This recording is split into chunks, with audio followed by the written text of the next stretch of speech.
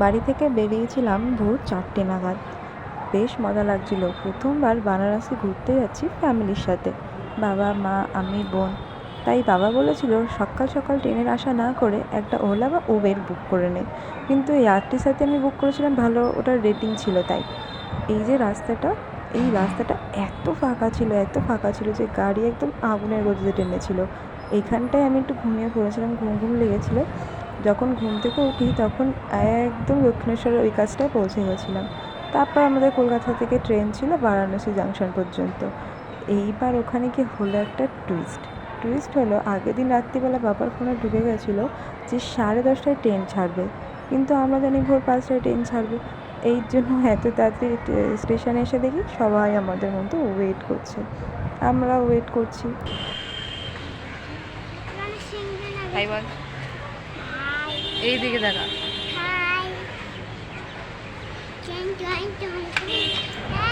সব কিছু ভালোভাবেই কাটছিল, কিন্তু এতক্ষণ তো স্টেশনে বসে থাকা সম্ভব না।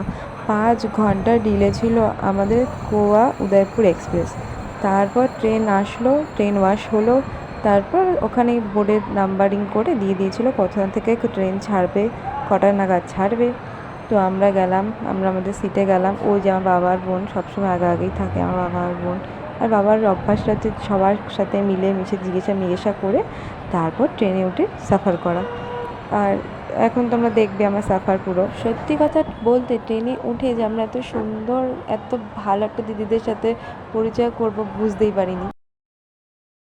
कागज के दो पंख लेके उड़ा चला जाए रे, जहाँ नहीं जाना था ये वहीं चला है रे। कागज के दो पंख लेके उड़ा चला जाए रे, जहाँ नहीं जाना था ये वहीं चला है रे। उम्र का ये ताना बाना समझ ना पाए रे, जुबां पे जो मोह माया नमक लगाए रे, कि देखे न जाने न भाले न दाए रे। दिशाहारा केमन बोका मनटा रे।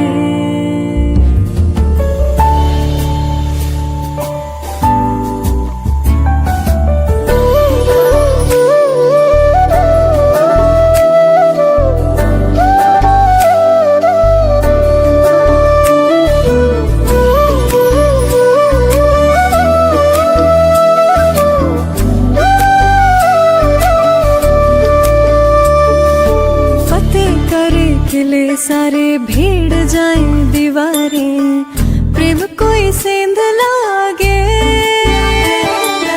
अगर मगर बारी बारी जिया कोई उछाले, जिया नहीं गेंद लागे।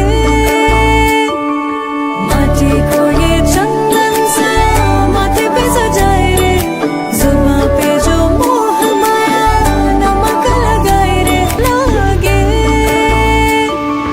माटी को ये चंदन सा माथे पे सजाए रे, जुबां पे जो मोह माया नमक लगाए रे, कि देखे न जाने न भाले न दाए रे।